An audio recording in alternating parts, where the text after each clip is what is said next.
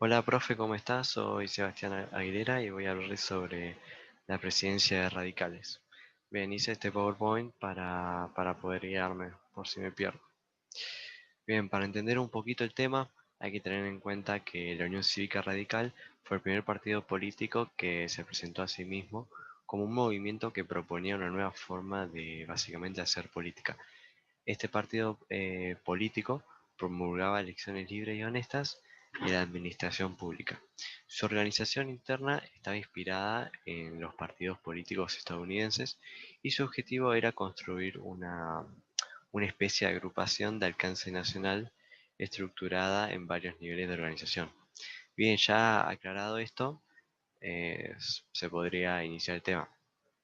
A partir de la Revolución de 1890, la Unión Cívica se consolidó como una organización política, pero por culpa de sus tempranos dirigentes, pertenecientes básicamente a la élite, se cuestionó la legitimidad del régimen y se cuestionó sobre si habría fraude electoral y la corrupción básicamente. 2 años después, el movimiento se dividió en dos grupos, la Unión Cívica Nacional y la Unión Cívica Radical. Bien, por un lado, la Unión Cívica Nacional estaba dirigida por Bartolomé Mitre y establecía un acuerdo básicamente estableció un acuerdo con el gobierno para que sus dirigentes y los partidarios ocuparan diversos cargos políticos y administrativos en lo que sería el Estado, básicamente. Mientras que la Unión Cívica, a diferencia eh, de la Unión Cívica Nacional, está liderada por Leandro Alem, si no recuerdo mal, y este decide mantener su postura crítica y su resistencia frente al régimen. Bien. Además, la oposición debatía si debían o no dejar que el Partido Autonomista Nacional participe en las elecciones, creando así dos grupos. Estos dos grupos eran,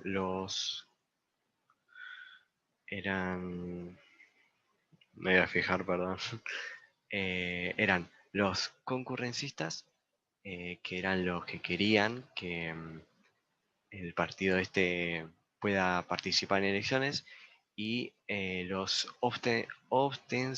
abstencionistas, que eran los que no querían que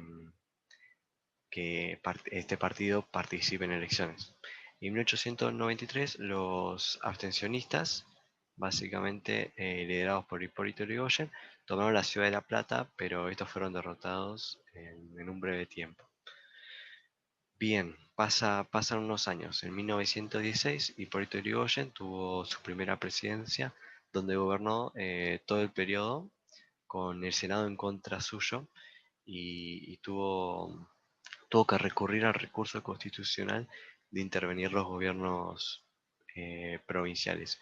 Esto lo hizo un total, si no recuerdo mal, no recuerdo si entre 15 o 17 veces, pero por ahí está la cifra. Eh, como la, eh, como la, como la oposición política era, como, como la, como la oposición política era numéricamente mayor, lograron mantenerse en posiciones de poder económico social y actuaron como grupo de presión sobre el gobierno. Irigoyen no cambió a los jefes del ejército y de la marina, porque creían que estaban bien, pero sí cambió a los ministros. ¿Y a quién puso? Básicamente puso a hombres que eran ganaderos de la provincia de Buenos Aires o que estaban relacionados con la actividad económica del sector exportador, básicamente. Bien, la relación que tuvo el radicalismo con la clase media fue bastante importante. Básicamente el triunfo radical abrió el camino a los participantes de los sectores medianos y obreros que habían sido excluidos. Bien, los radicales pensaban que el aumento de la participación política de estos sectores era la prueba de que existía un sistema verdaderamente democrático, un sistema verdadero. Bien, A pesar de esto, la mayor parte de los dirigentes eran clase media o alta, o sea que mucha bola no le dieron a esto. Una política que benefició a la clase media fue la creación de empleos públicos y años más tarde, luego de la Primera Guerra Mundial, el gobierno realizó una política de expansión del empleo estatal. ¿Qué hizo esto? Básicamente favoreció a los profesionales y empleados de clase media urbana. Bien. Además, los habitantes de las ciudades de Buenos Aires comenzaron a pagar impuestos proporcionalmente más bajos de lo que se pagaban en el interior del país, favoreciendo a, básicamente, me perdí, básicamente favoreciendo a los sectores urbanos de la clase media. Bien, por último, el gobierno este apoyó movimientos ligados a la clase profesional como la reforma universitaria. Ahora sobre la Primera Guerra Mundial y cuál fue el papel de Argentina. Básicamente Argentina fue un país neutral, el cual no intervino bélicamente en la guerra, pero de igual manera se vio afectada por la misma. Finalizada la Gran Guerra, las importaciones argentinas se vieron fuertemente afectadas, básicamente afectando gravemente la economía que Argentina había adoptado sobre el modelo agroexportador. Bien, con este modelo, el modelo agroexportador, era su mayor fuente de ingresos, además de que se produjo una caída de la reducción de impuestos muy significativamente, acompañado de la inflación que se estaba viviendo en el país. Bien, bien. El movimiento obrero de Irigoyen, durante el periodo de gobierno, de vuelta porque me confundí. El movimiento obrero de Irigoyen, durante el periodo... Uy, me pierdo mucho. Básicamente, el gobierno de Irigoyen, los trabajadores atravesaban difíciles momentos debido a tres motivos principales, que eran la inflación, la desocupación y los bajos salarios que la Primera Guerra Mundial generó.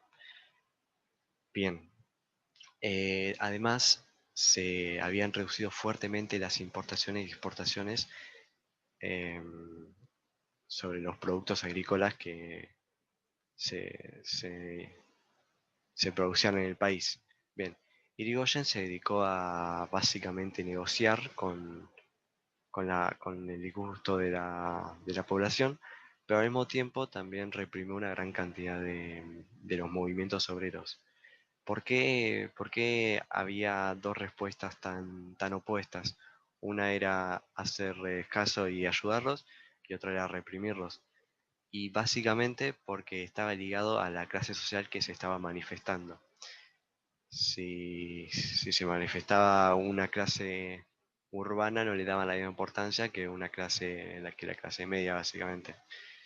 El Estado, los movimientos obreros, mejor dicho, se empezaron a dividir rápidamente en tres grupos. Estaban los anarquistas, los sindicalistas y los socialistas.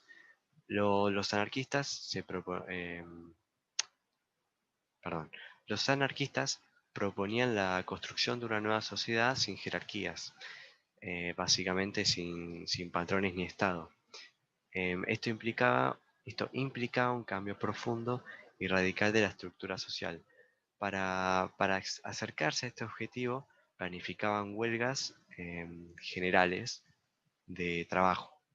Los socialistas afirmaban que el método para alcanzar una sociedad más igualitaria y más justa era la aplicación de reformas legislativas.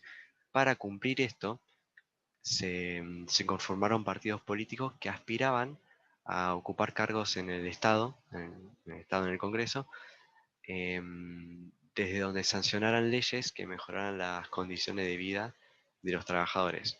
Y por último se encontraban los sindicalistas, que eran las personas que buscaban obtener reformas concretas, por ejemplo, el aumento del sueldo, a través de las huelgas y las negociaciones con los patrones. Este último grupo fue el más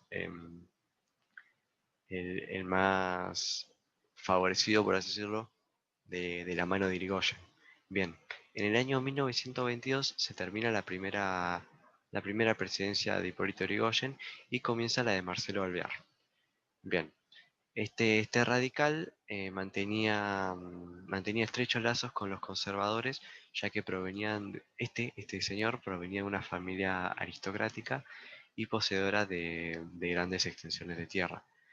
Hay que aclarar que este hombre no poseía, no es que no poseía, sino que no tenía la misma ideología o los mismos objetivos a rajatabla de Irigoyen. Básicamente, desde el comienzo de su mandato, marcó claras diferencias respecto a la gestión anterior del gobierno. Alvear eligió un gabinete como primera decisión política, en el que solo había un ministro irigoyenista y el resto eran figuras radicales. Además, Alvear procuró mejorar el ejército, perdón, el ejército no, el ejecutivo con el Congreso, ahí iría. Bien, en sus primeros años, este señor Alvear redujo, mejor dicho, el gasto público destinado a los empleados públicos y dejó de aceptar con la misma regularidad las, represen- las quejas de los representantes de los sectores populares en la casa del gobierno. Como es sabido, Irigoyen tenía muy presente los reclamos o propuestas que tenía el pueblo. Bien, otra decisión que tomó fue haber avalado el proceso contrarreformista en las universidades del Litoral y La Plata. Esto fue bastante importante, la verdad. Pero no todo fue malo. Alvear creó la primera empresa petrolera estatal del mundo y el comercio exterior se restableció luego de la crisis provocada por la Primera Guerra Mundial, establecida en Argentina. Establecida en Argentina una situación económica estable, lo que facilitó el gobierno de Alvear sin demasiadas quejas. Además, Alvear instauró el pago de salarios en moneda nacional y el reglamento de la prohibición del trabajo de niños y mujeres. Esto es bastante importante porque la explotación de niños y mujeres era muy presente en el país. Bien, pasaron los años, 2 años más tarde. En 1924, Alvear consolidó como ministro del Interior a Vicente Gallo y esto provocó profundización de la, de la, o- de la, uy, no me sale la palabra, em, de la oposición irigoyenista, ahí, no me salía, y derivó en la ruptura del partido. Luego de esto, Gallo creó la Unión Cívica Radical Antipersonalista, si no recuerdo mal que se llamaba, y estaba dirigida básicamente por él. En las elecciones de 1928, que fueron 4 años más tarde, los dos partidos radicalistas protagonizaron una competencia muy desigual. A través de una campaña de aplicación de beneficios sociales, Irigoyen tenía un prominente público de su lado y lo haría volver pronto a la presidencia con su ideología radicalista. Bien, en la segunda presidencia de Irigoyen, ya por el año 1928, este la gana, básicamente, y comienza su segundo mandato en la presidencia, gracias al voto de la clase media y los sectores trabajadores. Su victoria representaría un retorno a la política de patronazgo y al aumento del gasto público que a él tanto le gustaba. Durante su breve mandato logró imponer algunas medidas favorables a los sectores trabajadores, como por ejemplo, él aumentó el presupuesto asignado al bienestar social e impuso la sanción de leyes. Estas leyes eran de carácter laboral. Sí, sí, creo que eran de carácter laboral, si no recuerdo mal. Y además redujo la jornada laboral a 8 horas. Bien, también buscó consolidar una posición frente al ejército y al capital extranjero. Un año más tarde, en 1929, si no recuerdo mal, la crisis económica de Estados Unidos, si no básicamente fue la caída de la bolsa de Wall Street, perjudicó fuertemente a Argentina. ¿Por qué? Por la disminución de las exportaciones de materias primas, además de la caída de los precios de los productos agropecuarios y la disminución de las inversiones norteamericanas, y esto provocó una caída en los ingresos del Estado. Bien, este proceso originó, si no recuerdo mal, la balanza de... No me acuerdo de qué era la balanza. No importa. Perdón, pero era la balanza de algo. Y ya que las exportaciones y las inversiones de capital extranjero disminuyeron en mayor medida que las importaciones. Básicamente, no recuerdo la balanza de qué era, no importa. Las medidas impuestas por Irigoyen trajeron consigo una importante inflación al país. Además, estaba pasando algo muy importante. Se empezó a hablar de boca en boca que el presidente era incapaz de afrontar la situación y esto le generó el descontento del pueblo, lo que lo conllevó a que un año más tarde políticos y militares se unieran y desplazaran al señor Irigoyen del poder, haciendo así el primer golpe de Estado en nuestro país. Este golpe de Estado también se conoció como un golpe de Estado cívico radical. Y con eso concluiría el oral de la presidencia de radicales. Un saludo.